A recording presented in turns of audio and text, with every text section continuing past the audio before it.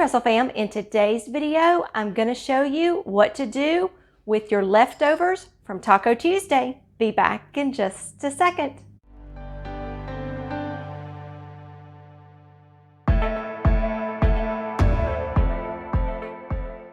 Hi, my name is Becky and welcome to our Russell's Loving Life YouTube channel. Here on this channel we talk about homeschooling, homemaking, and everything in between. I'm a homeschooling mom of two and I have been homeschooling since 2012. I currently have a first grader and a sixth grader. And we also have a blog, which is russellslovinglife.com.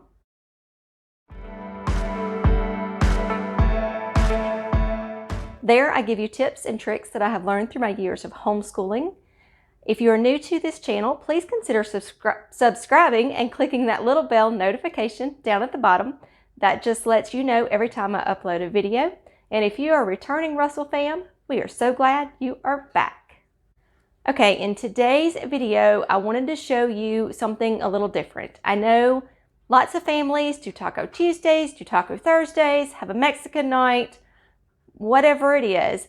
And sometimes you have leftovers, or you are just really tired of those crunchy tacos, soft tacos, and you just want to do something different.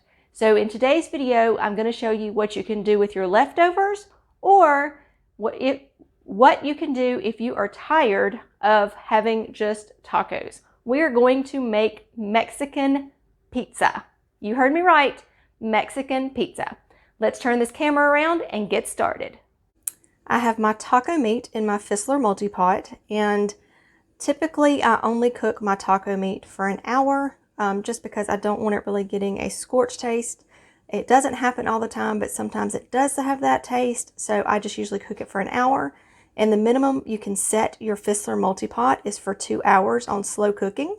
So I let it get down to 1 hour, and then I come right here and I hit my cancel button or keep warm button, which zeroes it out.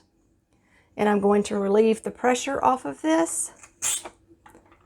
And you just saw some water shot out. So I usually use a paper towel, but right now I'm relieving the pressure off of it.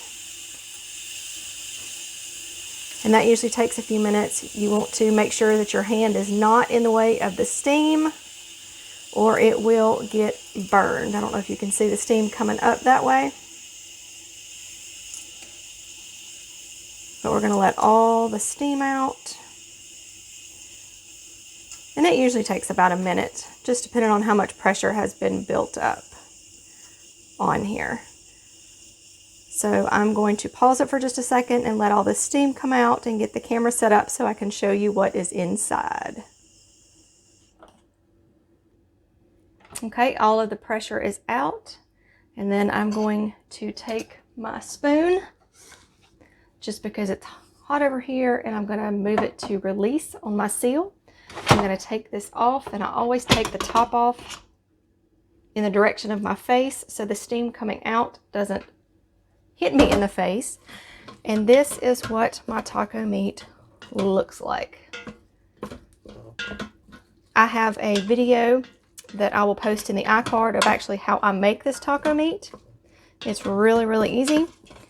You can use your favorite seasonings or your homemade seasoning. You don't have to use the pack.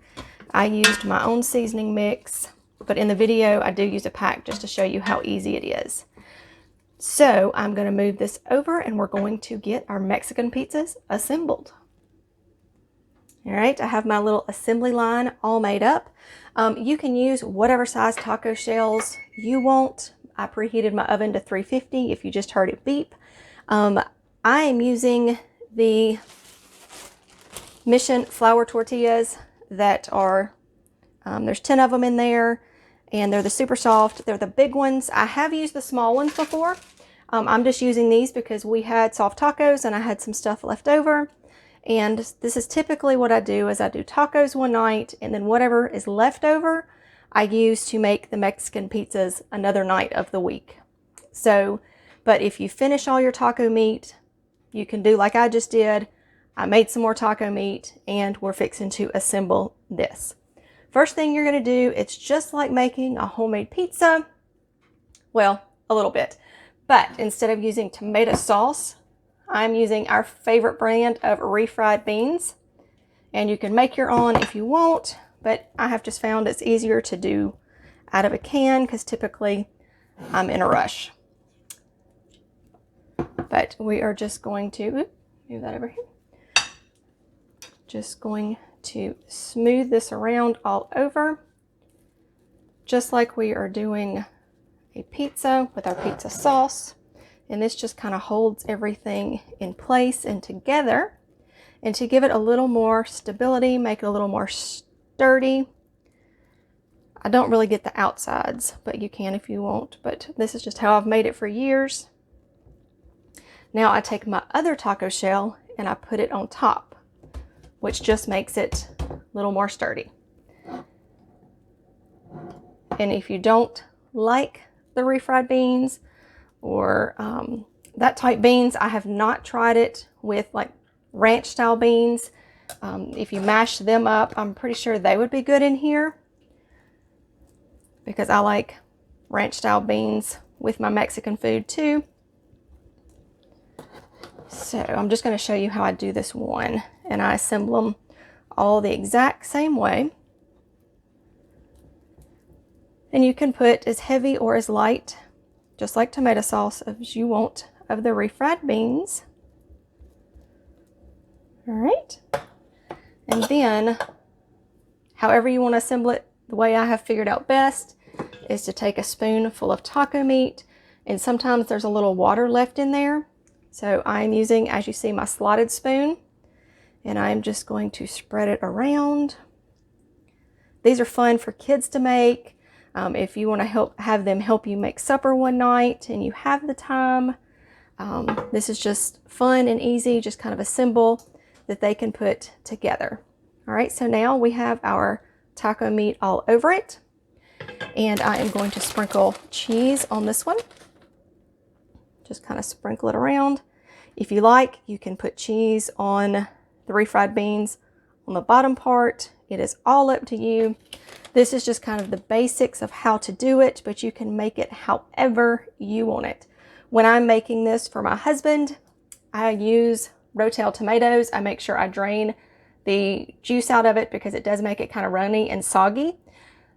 If you don't do that, he also likes black olives, so I'll put black olives on top of his, and that's how we make his Mexican pizza. So I'm going to make the other one right here, and I'm going to pop them in the oven, and once I get done, I'll show you what they look like.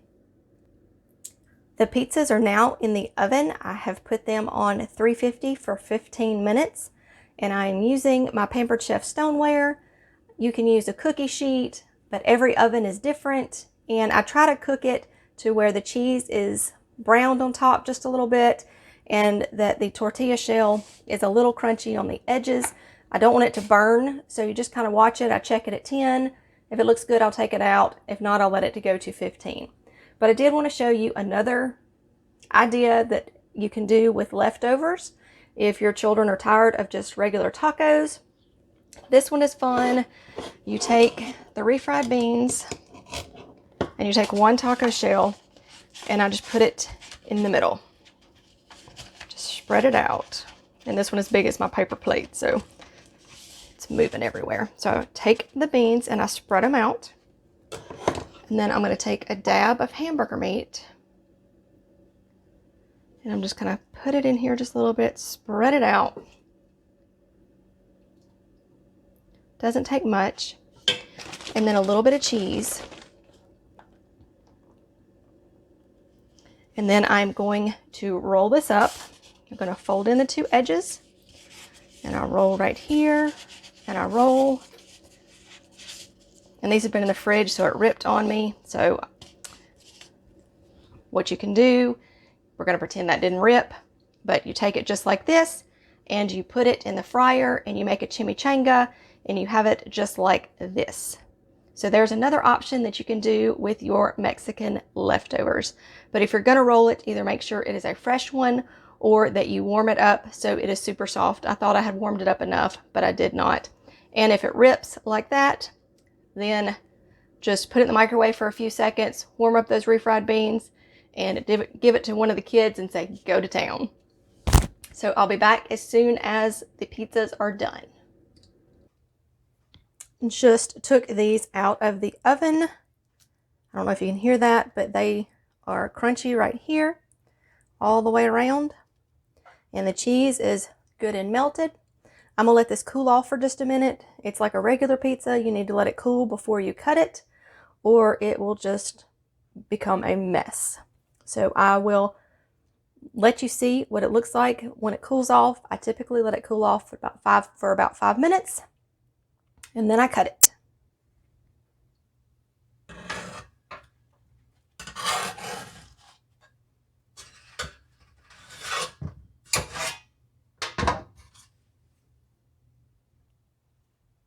Y'all saw me move it over to my cooling rack. I took it off of my stone so it could cool off.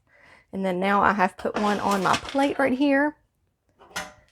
And I'm going to use my pizza cutter and show you what it looks like. I don't know if y'all can hear the crunch. But I cut it just like a pizza.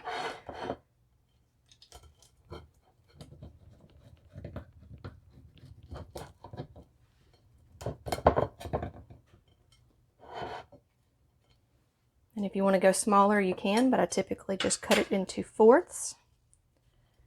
And this is what it looks like.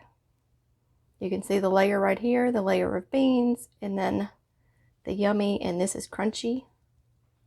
And if you want a little more crunchier, you can cook it a little longer, but this is how we make our Mexican pizza.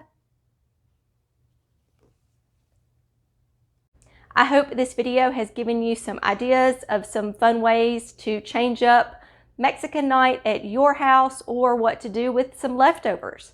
So as always, remember to be kind, be careful, be considerate, and have a great day. Bye.